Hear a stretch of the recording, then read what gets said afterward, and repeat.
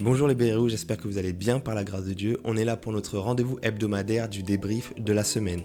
Chaque week-end, vous le savez maintenant, on analyse et on revient sur l'actualité des 7 derniers jours avec un regard et un discours chrétien et biblique. C'était difficile de retirer 3 éléments principaux de l'actualité, mais on va finalement parler des ouragans qui ont frappé la France et les États-Unis cette semaine. On va parler de l'agression d'une professeure par une élève dans un établissement scolaire en France et on va parler de la situation dramatique en Martinique. C'est parti. Alors la semaine a été pour le moins intense d'un point de vue météorologique avec d'une part la tempête Kirk en France, d'autre part l'ouragan Milton aux États-Unis qui ont fait beaucoup de dégâts. Qu'est-ce qu'on peut débriefer de ce sujet d'actualité d'un point de vue chrétien et biblique ? Moi j'aimerais nous rappeler que, bibliquement parlant, les catastrophes naturelles sont aussi l'un des éléments et des outils qui exécutent le jugement de Dieu. Vous savez, à l'origine, Dieu a créé un monde parfait, en totale harmonie et sans aucune problématique. Avec le péché d'Adam et Ève, le malheur et la mort est entré dans l'humanité et nous voyons que l'homme a plongé la nature avec lui dans un état de déchéance. Dieu se sert aussi de la même nature pour pouvoir exécuter ses jugements depuis ce moment. Et c'est intéressant de remarquer que si dans la Bible, nous voyons clairement que les catastrophes naturelles font partie du jugement de Dieu qui annonce notamment le jugement de Dieu contre une nation, mais aussi le jugement à venir de la fin des temps, nous remarquons qu'aujourd'hui, la science et la technologie ayant tellement évolué, l'homme a la capacité d'étudier ces phénomènes météorologiques, de les comprendre, voire même de les anticiper en partie.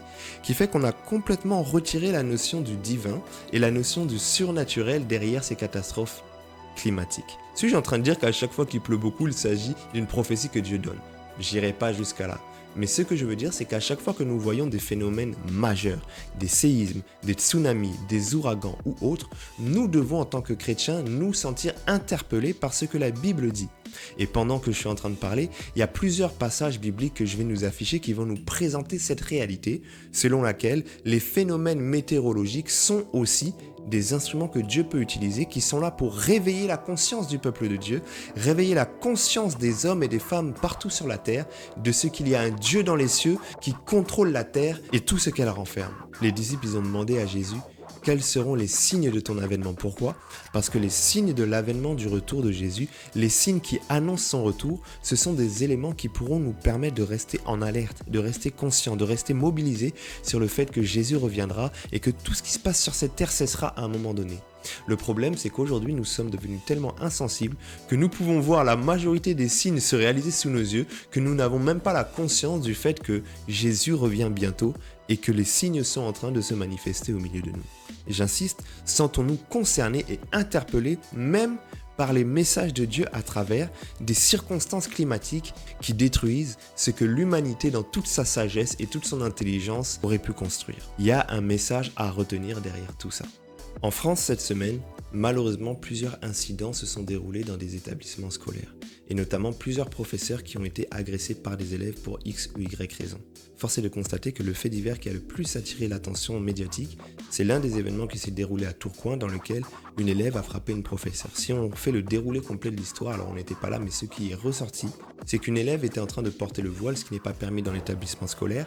On lui a fait signe de le retirer, ce qu'elle n'a pas voulu, et puis elle aurait asséné un coup, une gifle précisément, à une professeure. La professeure a rendu par une seconde gifle, et ensuite l'élève s'en est pris encore plus violemment en rouant de coups le professeur. Vous savez, il y a une réponse politique, mais il y a aussi un sujet biblique qu'on peut tirer. La réponse politique, bien sûr, et soyons clairs dessus, c'est que nous devons condamner toute forme de violence concernant une personne dite dépositaire de l'autorité publique ou en tout cas représentant l'institution et la nation française. Aujourd'hui, je pense qu'on doit faire corps pour pouvoir se lever et protéger l'institution scolaire notamment, qui est à la base et au socle du développement d'une nation. Ça c'est dit et ça c'est extrêmement clair, nous condamnons le comportement de cette étudiante. Nous pouvons tous comprendre que se faire frapper sur son lieu de travail est quelque chose qui est très grave et qui est très traumatisant. L'ensemble du discours qui va suivre, donc petit disclaimer, l'ensemble du discours qui va suivre ne vient pas pour accabler la professeure, mais pour nous permettre de réfléchir de manière peut-être un peu plus large. Vous savez, ce fait divers m'a fait penser à une histoire que nous connaissons très bien dans la Bible, mais que parfois nous ne voulons pas vraiment appliquer. La Bible dit, et c'est Jésus qui parle d'ailleurs, si même on vous frappe à la joue droite, alors vous faites quoi ? Vous tendez la joue gauche. Vous savez, la Bible est très claire. La Bible présente le fait que la vengeance, elle est d'abord à Dieu. Dieu dit « à moi la vengeance et à moi la rétribution ».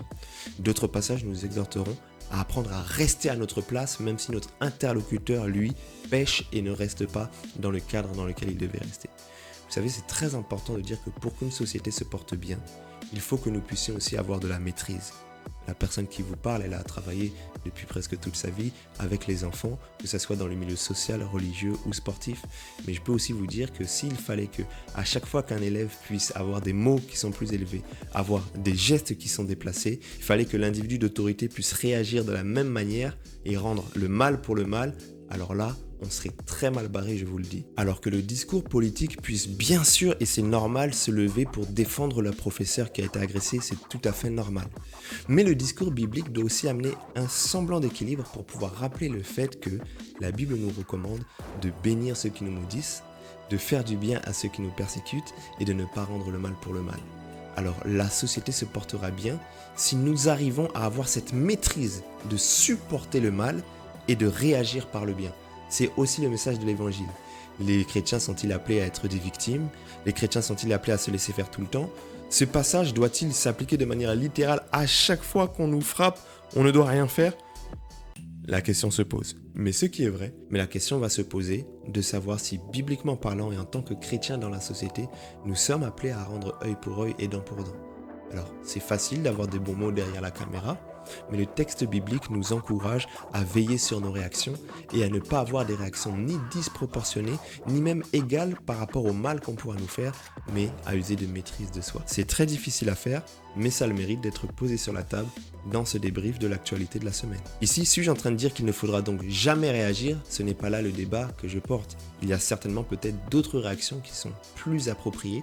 Je suis juste en train de réfléchir sur cette question du mal pour le mal, qui peut engendrer une escalade de violence et des situations qui y dégénèrent, comme on a pu le voir dans cette situation malheureuse. J'insiste en conclusion, bien sûr, tout notre soutien à cette enseignante, soyons clairs, elle n'est pas la coupable dans cette affaire mais la victime. Il s'agit juste de profiter d'un fait d'actualité pour essayer de retirer quelque chose qui nous permettra de réfléchir autrement et de nuancer certains propos en apportant 2-3 équilibres et quelques leçons de vie. Alors parlons de la situation en Martinique. La Martinique qui est un département dit d'outre-mer qui est connu pour avoir un prix et des tarifs qui sont excessivement plus élevés que ceux qu'on peut trouver en métropole, c'est-à-dire dans la France hexagonale. Vous savez, en réalité, les statistiques disent que la vie est à peu près 40% plus chère dans la moyenne, mais dans certains produits de première nécessité, les prix peuvent être doublés, voire même triplés. On remarque, et c'est pas la première fois dans son histoire, une montée de la colère et du sentiment d'injustice de la part de la population martiniquaise. Qu'est-ce qui attire mon attention ici? C'est sur le fait que la Bible nous parle, bien sûr, de prêter attention au bien du pays dans lequel on est parce que notre bonheur dépendra aussi du sien. Nous devons donc prier pour la localité dans laquelle nous sommes. Vous savez, c'est très important de dire que la Bible, elle est équilibrée. C'est vrai, dans la Bible, il y a des passages qui nous permettent de comprendre que le Seigneur peut nous mettre au large. C'est-à-dire, dans un contexte chaotique, nous, en tant que ses enfants, il nous retire de la misère et il nous permet de pouvoir vivre mieux. C'est vrai, Dieu peut pourvoir aux besoins de son enfant, même si nous sommes dans une période de famine. Mais ce n'est pas le seul message de la Bible. La Bible aussi, dans un équilibre, présente le fait que parfois la solution en réalité, elle est globale et elle est générale. Alors je crois d'une part que Dieu peut permettre à tous ses enfants par divers miracles et diverses méthodes, les voies de Dieu sont infinies, il peut nous permettre de vivre miraculeusement mieux que la majorité des personnes qui nous entourent dans la région dans laquelle nous sommes. Mais il faut aussi dire que très souvent la solution est donc globale, générale et collective. C'est pour ça que vous voyez que dans la Bible, il y a plusieurs passages qui nous sont donnés qui nous poussent à nous sentir intéressés, interpellés par ce qui se passe dans l'endroit dans lequel nous sommes. Vous voyez par exemple l'histoire de Joseph. Il y a une famine qui devait arriver, Dieu l'avait lui-même annoncé, mais plutôt que de permettre juste à la famille de Joseph et à Joseph de pouvoir être au large, Dieu avait voulu qu'en réalité la solution soit d'abord pour tout le pays qui était là et que l'ensemble de l'Égypte puisse bénéficier de la sagesse de Joseph pour pouvoir surmonter cette période de famine et que la famille de Joseph aussi puisse en profiter. Parfois, le piège, c'est qu'on cherche simplement, nous, à fuir les problématiques de la vie sans permettre au pays dans lequel nous sommes de pouvoir aussi fuir ces problématiques. Et ça, c'est quelque chose de très important. Vous savez, il y a 2 grands déséquilibres en général chez les chrétiens sur cette question. Le premier déséquilibre, ce sont les chrétiens qui sont auto-centrés, ils sont centrés sur eux-mêmes. La seule chose qui les intéresse, c'est eux-mêmes. Ils cherchent à pouvoir vivre le mieux possible et ils ne pensent qu'à leur ventre. Le deuxième déséquilibre, ce sont les chrétiens qui cherchent le royaume de cieux plus que tout. Ils s'impliquent dans leur communauté religieuse et ils mettent toute leur vie, tout leur effort et toute leur énergie pour le bien de leur communauté religieuse. Mais la réalité, c'est que nous devons être aussi équilibrés.